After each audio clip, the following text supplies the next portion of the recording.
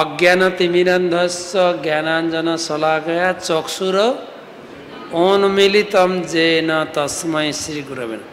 চোখ কান খুলে ভাগবত কথা শুনো। পাঠক বলবেন চক্ষুর উন্মিলিতম যেন, আর শ্রোতা হবে নিমিলিতম যেন। কখন চোখ খুলবে? মন্ত্রাজ ভাগবতম কি, মহাপ্রসাদ কি।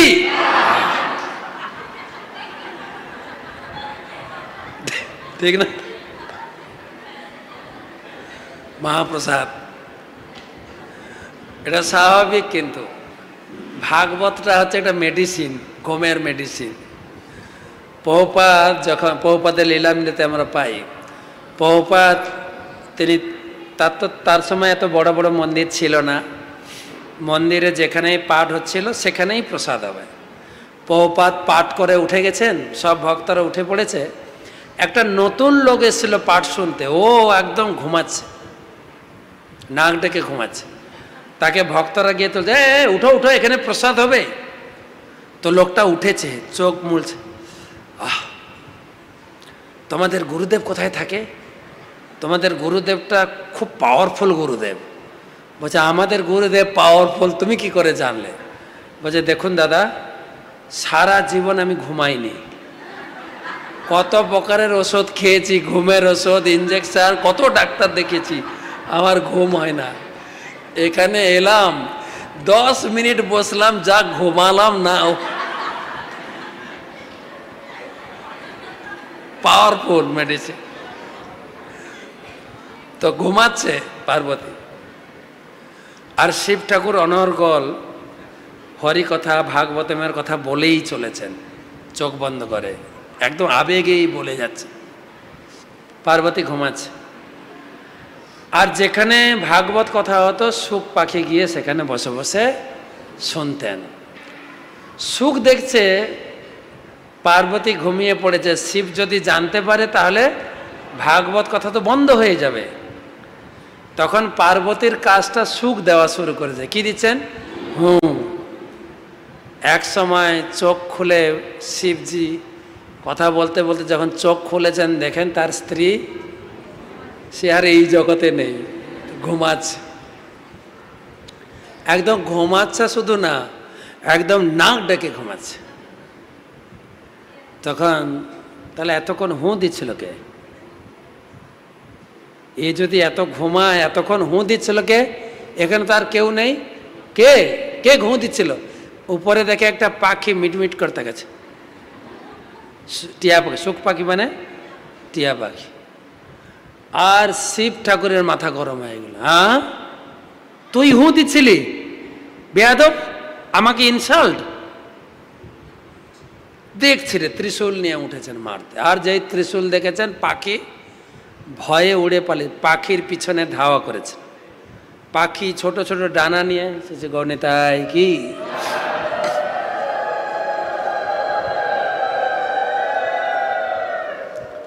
তো পাখি দৌড়াচ্ছেন, পাখির পিছনে পুলিশ গাড়ির মতো তাড়া করেছে কে? শিবজি। দেখেন শিবের বুদ্ধি। এখানে বসছিল বউকে ভাগবত কথা শোনাতে, আর বউকে ছেড়ে দিয়ে পাখির পিছনে দৌড়ানো শুরু করেছে। আর পাখি কোথা থেকে চালু হয়েছে? যাত্রা রানটা কোথা থেকে চালু হয়েছে? কৈলাস। কৈলাস থেকে সেই পাখি উড়তে উড়তে উড়তে উড়তে এই ভূমিতে বদ্রিক আশ্রমে এসে পৌঁছেছে। বদ্রিক আশ্রমে কার বাড়ি ছিল বলছিলাম একটু আগে? ব্যাসদেবের বাড়ি ছিল। ব্যাসদেব ঘরে বসে ভাগবত কথা শোনাচ্ছেন তার স্ত্রীকে। তার স্ত্রীর নাম হচ্ছে বিথিকা। তিনি হচ্ছেন লেখক। তিনি যদি বর্ণনা করেন নিজে করে, কত সুন্দর হবে কিনা। যেরকম আমাদের শ্রীশ্রীমৎ ভক্তি পুরুষোত্তম মহারাজ জগন্নাথের উপরে বই লিখেছেন। এত সুন্দর জগন্নাথ লীলা বলেন, আপনি ঘন্টার ঘর পর ঘন্টা বসে থাকবেন শুনবেন। কারণ উনি নিজে লিখেছেন ব্যাসদেব, আর উনি নিজের ভাবে বর্ণনা করছেন। শুনছেন কে? বিথিকা, না মনে রাখবেন, বিথিকা তার স্ত্রী শুনছেন। যদি কথা খুব সুন্দর হয় তখন কি হয়? কি করে হাঁ করে কি শুনছিস বলে না? কি এমন কথা যে হাঁ করে শুনছিস? হাঁ করে শুনছিলেন তো। পাখিটা উঠতে উঠতে আসছিলেন, সরাসরি সেই মায়ের মুখে ঢুকে। পিছনে কে তাড়া করছিল? শিবজি পিছনে আসছিল। আস্তে আস্তে আস্তে আস্তে ব্যাসদেবের দোর গোড়ায় ব্রেক কষে দাঁড়িয়েছে। কেন? পাখি আর নেই তো। পাখি কোথায় গেছে? বিথিকার মুখে ঢুকে গেছে আর হাঁপাচ্ছে, আমাকে এত কষ্ট দিস, তোকে অভিশাপ দিলাম, এই মায়ের গর্ভে তোকে 12 বছর থাকতে হবে। কে বলে 12 বছর, কে বলে 16 বছর, অভিশাপ দিয়ে দিল। ব্যাসদেব ধড়পড় করে উঠেছে। শিব শোনাচ্ছিল কাকে ভাগবত কথা? পার্বতীকে। আর ব্যাসদেব শোনাচ্ছিলেন বিথিকা, তার স্ত্রীকে। এটাই করবেন, ভাগবতমে রাখবেন, প্রভু পড়বেন, মাতাজি শুনবেন, নাহলে মাতাজি পড়বেন, প্রভু শুনবেন। কমপক্ষে তো ঘরে 2টো লোক তো আছে, তারপরে তো সংসারে যদি বাবা মা ছেলে মেয়ে থাকে, মোটামুটি তো একটা ঘরের ভিতরে একটা পাঠের ব্যবস্থা করা যায়। 10 মিনিট বসো, সবাই বসো বসো বসো। আমি একটু, যদি ব্যাখ্যাও না করতে পারেন, কমপক্ষে শ্লোক অনুবাদ তাৎপর্য 10 মিনিট একটা শ্লোক অনুবাদ তাৎপর্য পড়ে নেন। এই করে করে তো পড়তে পারি আমরা। প্রতিদিন পড়া যায় কি না?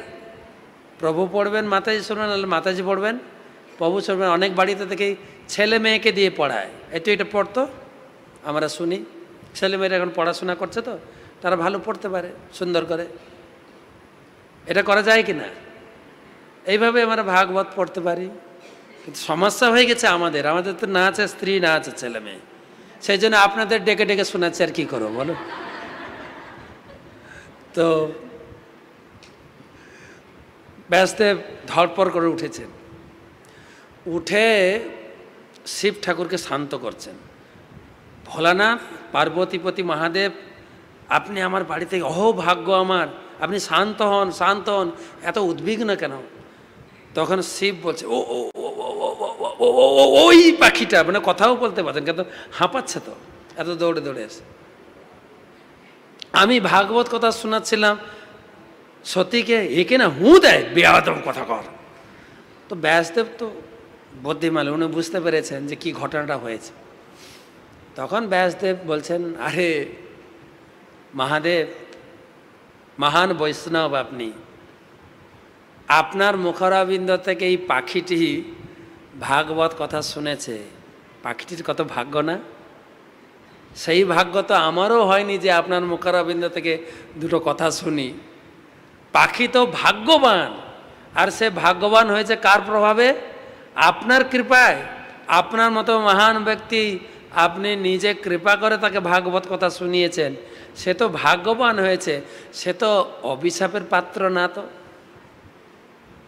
তার প্রতি আপনার আশীর্বাদ হওয়া দরকার। শিব চিন্তা করলেন, কথা তো ঠিক, এত দূর দৌড়ে তো লাভ হলো না। হ্যাঁ, ঠিক আছে ঠিক আছে বাবা, তোমাকে আশীর্বাদ দিই, আমার কাছ থেকে যা শুনেছ তোমার মাথায় অক্ষুণ্ণ থাকবে, তুমি ভুলবে না। তাহলে আশীর্বাদ আর অভিশাপ 2টো পেয়েছে। কত বছর থাকতে হবে গর্ভে? 12, আবার কোথাও বলছে 16 বছর মায়ের পেটে। মায়েরা কি চিন্তা করছেন যারা সন্তান জন্ম দিয়েছেন? 16 বছর, বাপরে। 9 মাস হয়ে গেলে ডাক্তার কাছে দৌড়ায় মায়েরা, কেটে দেন, আর পারছি না, কেটে দেন, সহ্য করা যায় না, বলে 50,000 টাকা দিতে হবে। আরে আমি দেবো না, স্বামী দেবে, আমার কি যায় আছে, কাটো তো। আর সেই শিশু কত বছর?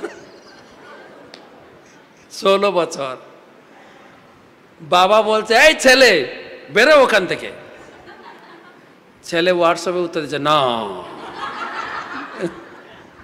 বলছে কেন? এই জগৎটা হচ্ছে মায়া, আমি মায়াতে পড়তে চাইছি না। বলছে আমি তোমাকে কথা দিচ্ছি, তোমাকে মায়া স্পর্শ করবে না। তুমি কি কথা দাও? তুমি তো সংসারের ভিতরে আছো। ছেলে তর্ক করছে পেটের ভিতরে, না আমি যাব না। তখন ব্যাসদেব গেলেন কৃষ্ণের কাছে। কৃষ্ণের কাছে গিয়ে বলছেন, কৃষ্ণ চলো আমার বাড়িতে, আমার স্ত্রীর সিজারি করতে হবে, চলো। ছেলেটা বেরোতেই চাইছে না। কৃষ্ণ আসলেন। কৃষ্ণ এসে বললেন বিথিকার সামনে, এই সুখদেব তুমি বেরো,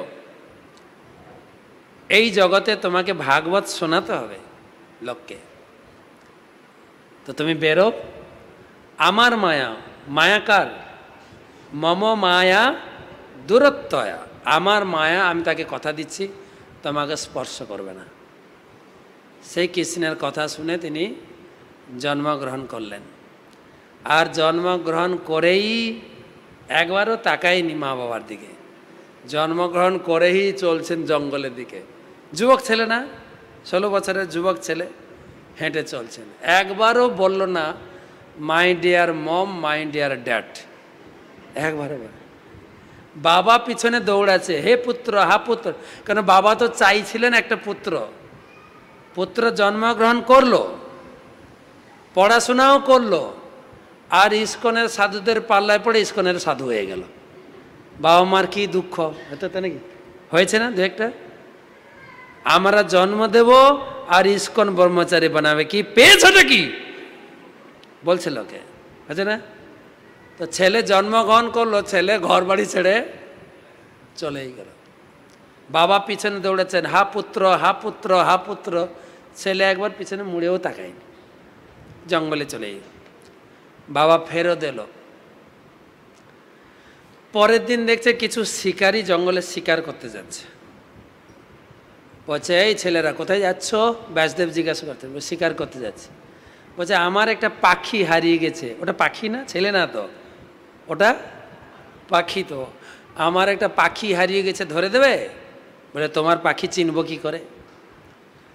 বলছে, চেনার উপায় বলে দিচ্ছি। দুটো শ্লোক শিখিয়েছেন। অহো বকিজম স্তনকালকূটম জিঘাং স্বয়াংস অবয়প্য সাধ্যি। বকি, বকি মানে বকাসুরের বোন, সে হচ্ছে পুতনা। পুতনা এসেছিল কৃষ্ণকে মারার জন্য। কিভাবে না, সে ছিল রাক্ষসী। যখন কৃষ্ণকে তো, কৃষ্ণের মা বাবাকে তো বন্দি করে রেখেছিলেন। যখন দৈববাণী হলো এর অষ্টম গর্ভের সন্তান আমাকে মারবে, তখন তো মারবে কি, আমার জেলে জন্মাবে, জন্মালেই তাকে আমি মারব, কংস প্ল্যান করে রেখেছিল। কিন্তু রাতারাতি তো কৃষ্ণ পালিয়েই গেলেন। দৈববাণী হলো তোমাকে বধিবে যে গোকুলে বাড়িছে সে। তখন কংস পরের দিন মিটিং ডেকে পুতনাকে বললেন যে গোকুলে যত ছেলে সন্তান আছে তুমি মারো, আর যত মেয়ে সন্তান আছে তাদেরকে নিয়ে আসো, আমি বিয়ে করব। এর একটা কাহিনী আছে। তো পুতনা রাক্ষসী কিন্তু সুন্দরী, বিউটি পার্লারে গিয়ে একদম ফেসিয়াল হয়ে বেরিয়েছে, একদম এত সুন্দরী রূপ ধারণ করেছে, যেন বিয়ের সময় মেয়েরা সাজে না, একদম একদম সুন্দর। বৃন্দাবনে নেমেছেন, প্রত্যেকের বাড়ির সামনে দিয়ে সবাই হক্কা বক্কা, এত সুন্দরী। প্রত্যেকের বাড়িতে ঢুকেছেন, যার বাড়িতে ছোট শিশু আছে ছেলে, কোলে তুলেছেন, কেউ বাধা দিচ্ছে না। আপনার বাড়িতে যদি কোনো সুন্দরী, কোনো বৈষ্ণবী কেউ যদি আসে, আপনি মানা করবেন? বাচ্চাকে আদর করছে, নিয়েছেন, আদর করেছেন, বুকের দুধ খাইয়ে রেখে দিয়েছেন, 5 মিনিট পরে মৃত্যু। এরকম প্রচুর বাচ্চাকে মেরেছে। লাস্টে কৃষ্ণের বাড়িতে ঢুকেছে। কৃষ্ণের বাড়িতে মা যশোদা আর রোহিণী, বলরামের মা আর কৃষ্ণের মা, 2 মা ছিল। কিন্তু এমনভাবে অভিনয় করেছে, এমনভাবে নাটক করেছে, মা যশোদাও টের পায়নি। মা যশোদা বলছেন, এত আদর করছে আমার কানাইকে, এত আদর, এত তার মমতা, আমার মনে হয় আমি মা না হয় এ যদি মা হতো ভালো হতো। এতটাই প্রভাবিত হয়ে গেছে। কোলে তুলেছেন, আদর করেছেন, আর দুধ খাইয়েছেন। পুরো বুকে বিষ ভরা ছিল, দুধ খেয়েছেন পুরো। দুধ খেতে খেতে এবারে প্রাণবায়ু টানা শুরু করেছে। এবারে তখন ছাড়াতে চাইছে, ছাড় ছাড় ছাড়। বলে, না, সেদিন বলছিলাম আমি যাকে ধরি তাকে তো আর ছাড়ি না। সেই পুতনা কৃষ্ণকে মারতে গেছিল।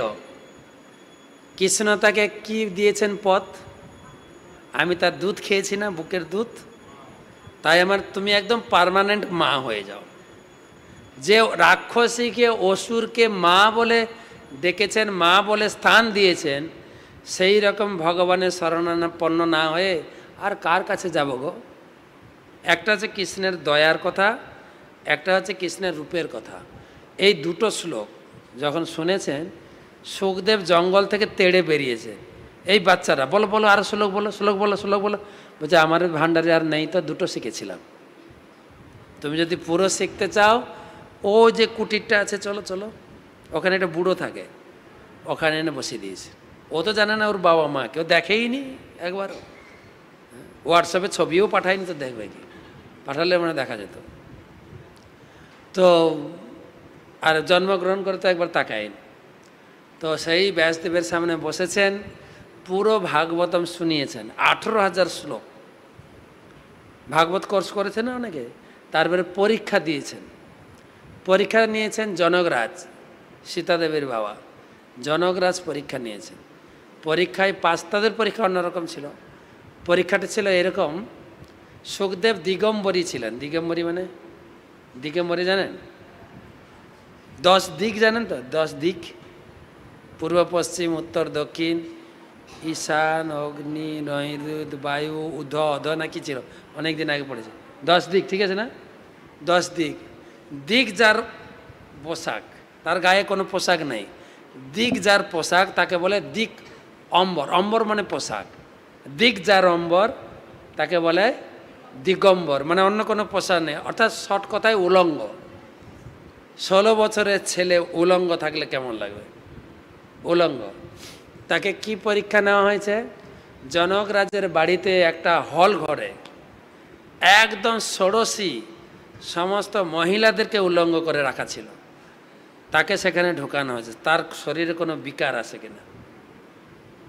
সাধারণত স্ত্রী পুরুষ থাকলেই বিকার আছে, সেই পরীক্ষায় তিনি পাস করেছিলেন, নির্বিকার ছিলেন। সেখান থেকে পাস হওয়ার পরে যিনি ভাগবত করেছেন, ভাগবত পড়েছেন, ভাগবতমকে উপলব্ধি করেছেন, তার শরীর থেকে, তার মাথা থেকে স্ত্রী পুরুষের ভাব চলে যাবে না, চিন্ময় আত্মা।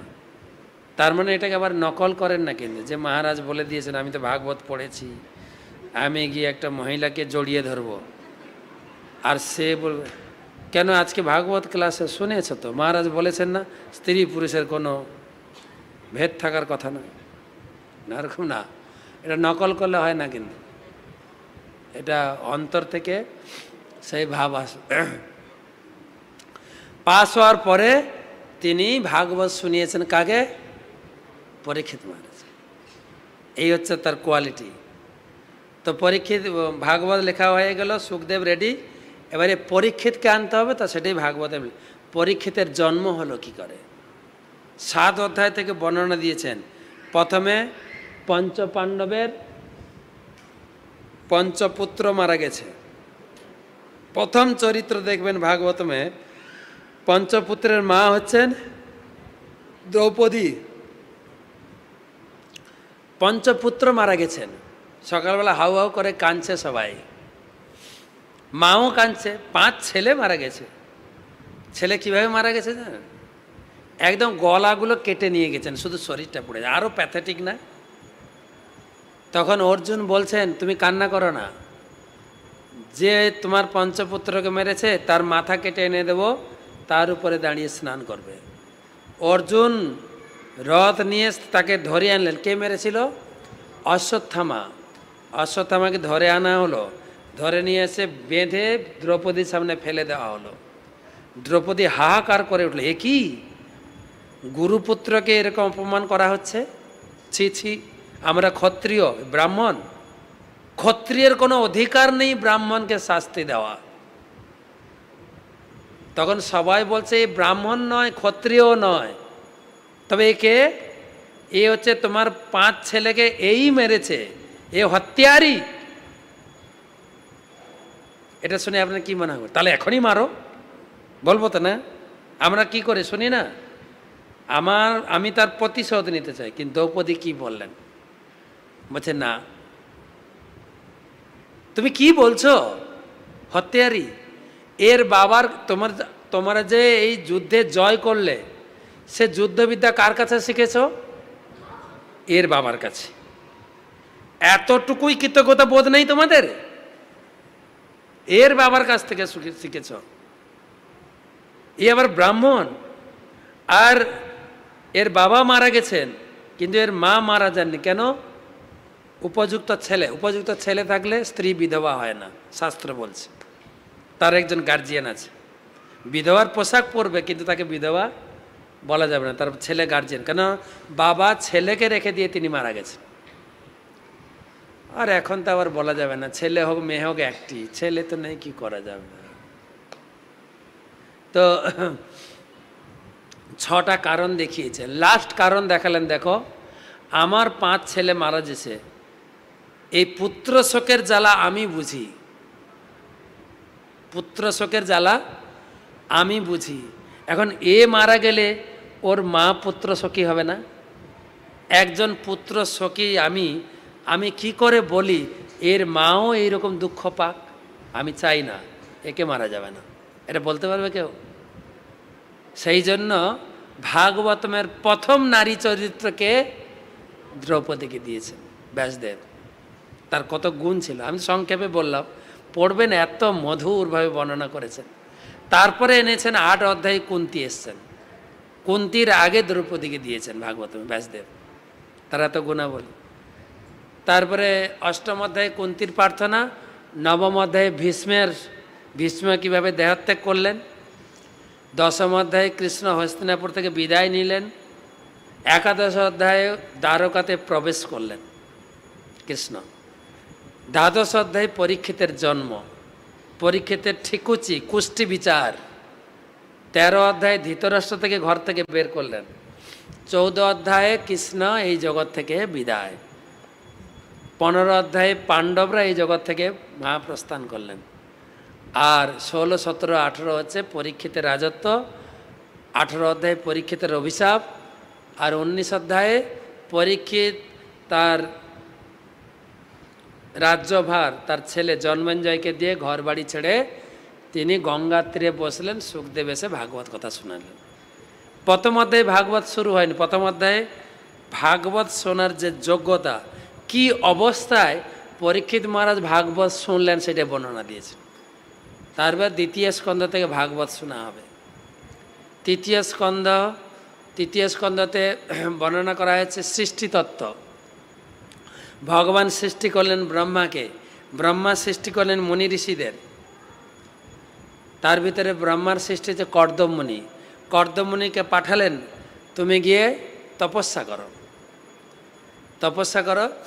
10,000 বছর কর্দমমুনি তপস্যা করেছেন। তপস্যা করার পরে ভগবান নারায়ণ এসছেন তাকে দর্শন দিতে, তোমার তপস্যায় আমি সন্তুষ্ট হয়েছি, কিছু বর মাগো। 10,000 বছর তপস্যা করার পরে কর্দমমুনি কি বর চাইলেন জানেন? প্রভু আমার প্রতি যদি আপনি সন্তুষ্ট হয়ে থাকেন, আমি একটু বিয়ে করতে চাই, মেয়ে খুঁজে দেন। কর্দমমুনি বলছেন, কেন তখনকার দিনের মেয়ে ছিল না বাজারে, সারা সৃষ্টিতে 3টে মেয়ে ছিল, সারা সৃষ্টিতে 3টে মেয়ে, আকুতি, দেবহূতি, প্রসূতি, 3টা মেয়ের নামও আছে। প্রথম নারী হচ্ছে শতরূপা, মনু, তাদের 5 ছেলে মেয়ে, 3 মেয়ে আর 2 ছেলে, তারই বর্ণনা দিয়েছেন। তো মেয়ে নেই, রাস্তাঘাটেও পাওয়া যাচ্ছে না, কাউকে যে ধরে নেবো, হোয়াটসঅ্যাপে ছবি নেবো, নেই তো, সেজন্য কোথায় খুঁজতে যাবে বাবাজি? বাবা বলেছে তপস্যা করে ঘরে এসে বিয়ে করো, কোথায় বিয়ে করব? তখন বলছেন মেয়ে খুঁজ। আর ভগবানও তো এরকম, ভগবান বলছেন হ্যাঁ তুমি যে বিয়ে করতে চাইছো আমি আগে থেকে জানি, তাই তোমার মন বুঝে আমি আগে থেকেই মেয়ে ঠিক করে রেখেছি। বলছে কোথায় পাবো সেই মেয়ে? চিন্তা করো না, তুমি ভজন করো, তুমি আমার মেয়ে খুঁজতে যাবে কোথায়? মেয়ের বাবা মা মেয়েকে নিয়ে তোমার বাড়িতে আসতে হবে।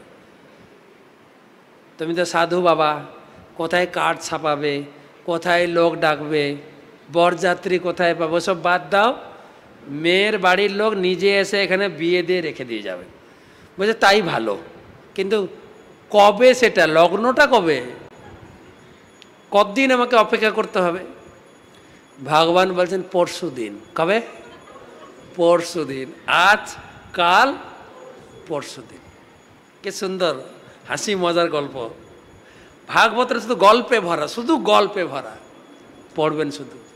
আমরা নাম শুনে তো পিছিয়ে যাই। যদি সারাদিন ঝগড়াঝাটি করবেন, ঠিক আছে, সারাদিন ঝগড়াঝাটি হচ্ছে, মন টন ভালো লাগছে না, স্বামী স্ত্রী দুইজন দুই মেরুতে মুখ করে আছে, ঠিক আছে, একই বিছানায় শুয়েও একজন উত্তর মেরুর দিকে মুখ করে ঘুমাচ্ছে, একজন দক্ষিণ মেরুর দিকে, ঠিক আছে, কারো মিল নেই। হ্যাঁ, স্বামী লিখে দিয়েছেন কালকে আমার সকাল 6টায় অফিস আছে, হ্যাঁ, কাগজে লিখে স্ত্রীর বালিশের নিচে রেখে দিয়েছে, আমাকে যেন সকাল সকাল ডেকে দেওয়া হয়। তো স্ত্রীও দেখেছে স্বামী কি লিখেছে, তো স্বামীর ঘুম ভেঙেছে অনেক লেটে, আর গস গস করছে, কাগজ রেখে ওর সামনে রেখেছে, আমাকে ডেকে দেওয়া হলো না কেন, কথা বলছে না তো কেউ কেউ। তখন স্ত্রী কাগজে লিখে দিচ্ছেন, আমি ডেকে দিয়েছি, তোমার বালিশের নিচে দেখো। স্ত্রীও লিখে রেখেছে 5টা বাজে উঠে পড়ো। তো স্বামী স্ত্রী ঝগড়া হয়, শুধু ভাগবত নিয়ে পড়বেন শুধু ভাগবত, মাইন্ড একটু ফ্রেশ হয়ে যায়, ফ্রেশ একদম মাইন্ড ফ্রেশ হয়ে যাবে। যে কোনোটা আপনি চতুর্থ স্কন্ধ ধরুন, তৃতীয় স্কন্ধ ধরুন, চতুর্থ স্কন্ধে তো আরও সুন্দর গল্প বলেছি। তারা শোনেন, ভগবান বললেন কবে আসবেন, পরশু দিন। মেয়েটা কে গো, দেবাহতী। কনভিন্স করছেন, এখন মাথায় চিন্তা কি জানি আমি মেয়েকে দেখিনি, কি হবে না হবে। বলছে শোনো কি বলবো মেয়েটার কথা, মেয়েটা হচ্ছে স্বয়ম্ভুব মনুর সন্তান। কার মেয়ে, স্বয়ম্ভুব মনুর সন্তান। আর সে এত সুন্দরী, এত সুন্দরী। তখনকার দিনের এই টেনিস মাঠে খেলা হতো না, কোথায় খেলতো, নিজের বাড়ির ছাদে। যখন স্বয়ম্ভুব মনুর বাড়ির ছাদে কন্দুক বল খেলা করছিলেন, দেবাহতী বল খেলা করছিলেন, বল ছুটছেন না, মুখটা উপরের দিকে তাকাচ্ছেন, আর উপর দিক দিয়ে একটা হেলিকপ্টার যাচ্ছিল। হেলিকপ্টারে বিশ্ববাসু মনে এক দেবতা ছিল, হেলিকপ্টারে যাচ্ছিলেন, আর এ বল খেলছিল কে, দেবাহতী বল খেলছিল। বল ছুটছে তো মুখটা উপরে, এই মুখটা উপরের দিকে তাকিয়েছে আর উপর দিয়ে যাচ্ছিল বিশ্বাস। ওদের এত সুন্দরী মেয়ে, হ্যাঁ, আর ওই মেয়ের মুখটা এক ঝলক দেখেছে, দেখে ওই হেলিকপ্টার থেকেই পড়ে গেছে। মানে বোঝাতে চাইছেন ভগবান, মেয়েটা কত সুন্দরী, তুমি চিন্তা করো না, আমি তোমার জন্য ভালো ব্যবস্থাই করেছি। অ্যাটলিস্ট যারা ভক্ত তার জন্য তো ভালো ছেলে বা ভালো মেয়ে ভগবানই ব্যবস্থা করবেন, তাই না? নিজেরা কেন খুঁজতে যাবে বলো তো, নিজেরা খুঁজতে গেলে তো ঠকবে, তাই না? ভগবান ব্যবস্থা। তো তোমার দুজনের বিয়ে হবে, কবে বিয়ে হবে, এখনই বলেছি তো, কবে, পরশু। তোমাদের দুজনের সংসার হবে খুব সুন্দর, তোমাদের 5টা মেয়ে হবে। তখন মেয়ে দরকার ছিল প্রচুর, কটা মেয়ে হবে, 5টা মেয়ে। আর কি বলবো, তোমাদের দুজন, তুমি যে ভক্তিমান, তোমার স্ত্রী যে ভক্তিমতী, তোমাদের এত কৃষ্ণ সংসারটা সুন্দর হবে, আমি আর লোভ সামলাতে পারছি না, আমিও তোমাদের পুত্ররূপে আসব। ভগবান নিজে বললেন আমিও তোমাদের পুত্ররূপে আসবেন। তিনি হচ্ছেন কপিল দেব ভগবান। খুব সুন্দর কাহিনী। ভগবানকে পুত্ররূপে চাননি, ভগবান নিজে এসছেন। কত সুন্দর সংসার। ভগবানকে পুত্ররূপে চাইতে গেলে কি করতে হবে শিখবেন। তো সেই কপিল দেবের কাহিনী 3য় স্কন্ধ। তারপরে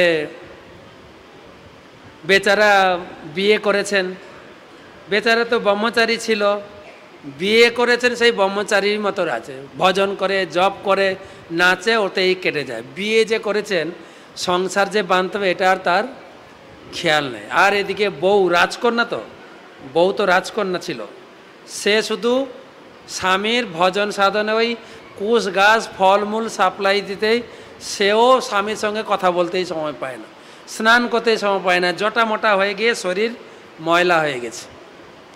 কিছুদিন পরে মনে, আচ্ছা তোমাকে আমি বিয়ে করেছি না, ও আচ্ছা আচ্ছা আচ্ছা আচ্ছা, বলো বলো বলো, তোমার মনোবাসনা পূর্ণ করতে চাই কি? মেয়েরা কি চায়? বলছে আমি মা হতে চাই। কিন্তু মা হওয়ার আগে একটা কাজ আছে। আমার শরীরটা শুকনো পাতলা এবং ঠুনঠুনে হয়ে গেছে, জটা মোটা হয়ে গেছে।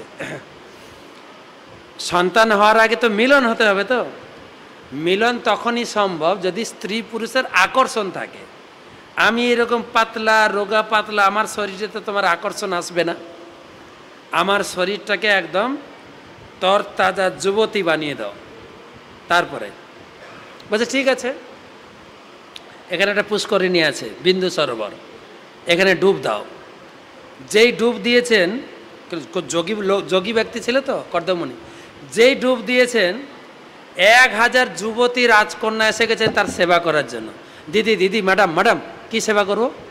কে চুল আঁচড়াচ্ছে, কে তৈল মর্দন করছেন, কে কাপড় পরাচ্ছেন, পুরো একদম সুন্দর যুবতী হয়ে বেরিয়েছে। এবারে মিলন হবে। মিলনের আগে কি করতে হবে? বিয়ে করার পরে কি করে? হ্যানিমুন করে না? একটু ঘরে থাকলে হয় নাকি? একটু হ্যানিমুন লাগবে। বিয়ে করেছি কতদিন, একটু চলো না কাশ্মীর ঘুরে আসি, তাই না? তো সঙ্গে সঙ্গে একটা বিশাল 7 তলা বিশিষ্ট বিমান বানিয়েছেন। টিকিট কাটেনি, কিন্তু নিজে বিমান বানিয়েছেন। কত তলা? 7 তলা। ওখানে খেলার গ্রাউন্ড, ওখানে স্কুল কলেজ রেস্টুরেন্ট সব আছে, বিশাল। তো বলছে উঠো, আমরা বেড়াতে যাব বোম্বে, চলো চলো। তুলেছেন। 1000 বছর শুধু ট্যুর করেছেন। কোথায় কোথায় গেছেন লেখা আছে। এমনকি নন্দনকাননও গেছে। পুরো ঘুরিয়ে টুরিয়ে এক জায়গায় তাদের মিলন হয়েছে রাত্রে। একবার মিলনে 7 বার বীর্য আধান করেছেন স্ত্রীর গর্ভে। সঙ্গে সঙ্গে 7 কন্যার জন্ম হয়, না 9 কন্যা। কটা ছিল? 9 কন্যা। 9 বার বীর্য আধান করেছেন। এমন নয় যে 9 বছর, একসঙ্গেই 9 বার বীর্য আধান করছেন। আর এমন নয় যে আমাদের মতো 10 মাস গর্ভধারণ করে পেট নিয়ে ঘুরতে পারবো না, কিন্তু সঙ্গে সঙ্গে সন্তান জন্ম। আর তারা আবার উয়া উয়া করে কান্না করেনি, কিন্তু একদম যুবতী, সুন্দরী যুবতী। এবারে উপর থেকে ব্রহ্মা এসছেন। ব্রহ্মার ছেলে কর্দম না, এসছেন নাতনিদের দেখতে এসে। তো না, এর মাঝখান থেকে গেল। যেই 9 কন্যা হয়েছে, এবারে বাবাজি কর্দমণি ঘরে রেখে দিয়ে আমি চলে যাচ্ছি, আমার কাজ হয়ে গেছে। তুমি মা হতে চাইছিল, মা করে দিয়েছি, আমার ডিউটি শেষ, আমি চললাম। তখন স্ত্রী ধরেছে, মেয়েদের তো বিয়ে হয়ে চলে যাবে, আমি কাকে নিয়ে থাকবো? এখনকার মায়েরা চিন্তা করে না, কিন্তু দেবাবতী চিন্তা করছিল। প্রথম কথা হচ্ছে যে মেয়েগুলোকে বিয়ে দেবো কোথায়? কোথায় আমি ছেলে খুঁজতে যাব? মেয়েদের বিয়ে দাও। তারপরে কথা হচ্ছে তো মেয়েরা চলে গেলে তুমিও চলে যাচ্ছ, আমি কাকে নিয়ে থাকবো? কমপক্ষে একটা ছেলে দিয়ে যাও। তখন কর্দমণি মনে পড়ে, আরে আরে থামো থামো থামো, ভগবান তো নিজে বলেছিল তোমাদের ছেলে রূপে আসবো। হ্যাঁ হ্যাঁ হ্যাঁ, দেবতী তুমি ভালো করে ভজন সাধন করো, ভালো করে তুমি জপ বাড়িয়ে দাও, ভালো করে পূজা করো। ভগবান নিজেই কথা দিয়েছেন তোমার পুত্র রূপে আসবেন। সেই পুত্র জন্মগ্রহণ করলেন, নাম হচ্ছে কপিল। 9 মেয়ে 1 ছেলে। ব্রহ্মা উপর থেকে এসছেন। ব্রহ্মা উপর থেকে এসে ব্রহ্মা নিয়ে এসছেন তার 14 জন ঋষি ছেলে এসছেন। ছেলের খুব প্রশংসা করেছেন। বাহ, 9টা মেয়ে 1টা ছেলে জন্ম দিয়েছ। বৌমার খুব প্রশংসা। বেশি ছেলে মেয়ে হলে শ্বশুর শাশুড়ির খুব আনন্দ। বাহ, 10 খানা ছেলে মেয়ে, বাপরে দারুণ, ধন্যবাদ তোমাকে। তো তখন কতজন ঋষিপুত্র নিয়ে এসেছিলেন ব্রহ্মা? কতজন? 14 জন। 14 জন নাতনি। তো নাতনি না ব্রহ্মার? কর্দমণি তার ছেলে। কর্দমণির 9 কন্যা মানে ব্রহ্মার নাতনি। 9 জন ঋষিকে ছেড়ে দিয়েছেন, এই নাতনিরা কাকে খুঁজে নাও, কে কাকে বিয়ে করবে খোঁজো। 9 ঋষির সঙ্গে বিয়ে হলো। বাকি হাতে বিয়ে হয়নি, বিয়ে হবে, ঠিকঠাক চলছে। গণবিবাহ হবে, গণবিবাহ। হ্যাঁ, 9টার গণবিবাহ হবে। এদিকে 5 জন ঋষিকে বলছে, এই তোমরা ব্রহ্মচারী, বিয়ে বাড়িতে থাকা যাবে না, চলো হটো এখান থেকে।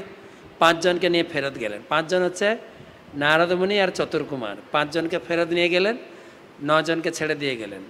ঘরে ঢুকেছেন নাতির কাছে, নাতিটাকে কপিলদেব, কপিলদেবকে প্রণাম করছেন। তো ভগবান তো প্রণাম করে ব্রহ্মা চলে গেলেন।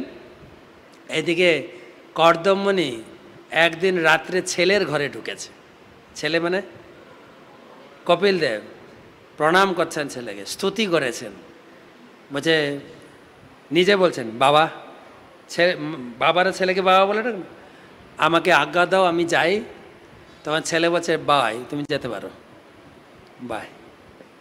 এখন প্রশ্ন করবেন, আমরা ভগবানকে পাওয়ার জন্য জপ করছি, ব্রত করছি, মায়াপুর ছুটছি, সেই ভগবান আপনার বাড়িতে এসছেন, তিনি এবার ঘর বাড়ি ছেড়ে যাচ্ছেন কেন? প্রশ্ন আসে না, তাই না? এখন তো আপনারা দীক্ষা নেননি, ঘন ঘন প্রভুদের পিছনে ছুটবেন। দীক্ষাটা নিতে হবে ইস্কন থেকে। ও প্রভু, দীক্ষাটা, যেই দীক্ষা হয়ে যাবে আসা যাওয়া কমে যায়। দীক্ষা হয়ে গেছে, আবার যখন ব্রাহ্মণ দীক্ষা আসবে তখন পাবু অপাবু পাবু পাবু ব্রাহ্মণ দীক্ষা এখন হবে না। আপনি দীক্ষা না দিলে নামত্তে চলে যাব, নামত্তে চলে যাব, নামত্তে। কিন্তু একটু দীক্ষা পেয়ে গেলে, ঘরে একটু পূজা শিখলে আমরা সাধু সঙ্গ বা মন্দিরে আসা বন্ধ করে দিই। কিন্তু ভাগবত শেখাচ্ছেন, ঘরে ভগবান এসছেন, ঘর ভগবানকে ছেড়ে ভগবানের অনুমতি নিয়ে চলে গেলেন জঙ্গলে। কেন না, গৃহস্থের ধর্ম এটা। কিছুদিন ব্রহ্মচারী, তারপরে বিয়ে করুন, তারপরে স্ত্রীকে পুত্রের হাতে দিয়ে তুমি ঘর বাড়ি ছেড়ে ভজন করো, এটা নিয়ম, এটা শিখালেন ভাগবত। তো এইভাবে আমি অনেকগুলো অধ্যায় স্কন্দ বললে তো সময় চলে যাবে। চতুর্থ স্কন্ধে ধ্রুবের কথা আছে, আর শ্বশুর জামাইয়ের ঝগড়া তো বলেছি না। তারপরে পঞ্চম স্কন্ধে রয়েছে ঋষভদেবের কাহিনী, জড়ভরতের কাহিনী। ষষ্ঠ স্কন্ধে আছে অজামিলের কাহিনী। এত বড় পাপী শুধু ছেলের নাম ডেকে কি করে উদ্ধার হয়ে গেল। তাই ছেলে মেয়েদের নাম ঠাকুর দেবতাদের রাখতে হয়, ভাগবতম শিখাচ্ছে। তো ভাগবত পড়লে না রাখবেন, ভাগবত পড়ি নাই, তাই ছেলে মেয়েদের নাম উলট পালট করে লাগছে না, ঝিকানি, মিঙ্কি, ঝিঙ্কি, পিঙ্কি সব লাগছে না, যেহেতু ভাগবত পড়ি নাই। তো সপ্তম স্কন্ধ প্রহ্লাদ মহারাজের কাহিনী, নরসিংহদেবের আবির্ভাব। অষ্টম স্কন্ধ গজেন্দ্র মোক্ষণ লীলা, গজেন্দ্রকে কী করে ভগবান রক্ষা করলেন, এবং সেই সঙ্গে সমুদ্র মন্থন। নবম স্কন্ধে রামচন্দ্রের লীলা। দশম স্কন্ধে কেবল ভগবানের লীলা, ভগবান কৃষ্ণের 90টা অধ্যায় আছে। একাদশ স্কন্ধে ভগবানের বিদায় এই জগৎ থেকে, আর দ্বাদশ স্কন্ধে ভাগবত মাহাত্ম্য। পুরো গল্প এবং কাহিনী এবং আনন্দ দেয়। কালকে আমি বলেছিলাম, যত দুঃখ কষ্ট আসুক জীবনে, এটা ভাগবতমকে আলিঙ্গন করে শুয়ে থাকবেন শুধু, আর যদি সম্ভব হয় একটু পড়তে থাকুন। যে কোনো বইটা আপনার দুঃখ শোক থেকে ভুলিয়ে দেবে। এমন কোনো দুঃখ শোকের ট্যাবলেট নাই যে দোকান থেকে কিনতে পারবেন। দুঃখ শোকের ট্যাবলেট হচ্ছে ভাগবতম। দেখুন, তাই আমরা এত করে জোর করে বলছি ভাগবতম রাখুন। তো যাই হোক, আপনারা এই ক্যাম্পে অংশগ্রহণ করলেন, আপনারা এই জিনিসই শিখলেন, বল কৃষ্ণ, ভজ কৃষ্ণ, কর কৃষ্ণ শিক্ষা। এইটা আমরা ঘরে গিয়েও করব। শুধু করা যথেষ্ট নয়, আমার গুরুদেব বলেন তুমি ভক্তি করে কতটা সুখে আছো সেটা বিচার নয়, তুমি কতজনকে সুখ দিতে পেরেছ। অর্থাৎ আপনি ঘরে গিয়ে এই গীতা কোর্সের কথা প্রচার করুন। আপনি কি মনে করেন যে হাওড়াতে হুগলিতে আর লোক নেই, সবই গীতা কোর্সের ভক্ত হয়ে গেছে বা নামহটের ভক্ত হয়ে গেছে? না, লোক বাকি আছে, বাকি আছে না নেই? প্রভুপাদ বলেছেন কমপক্ষে ইজ ওয়ান টিজ ওয়ান, একজন আরেকজনকে প্রচার করো।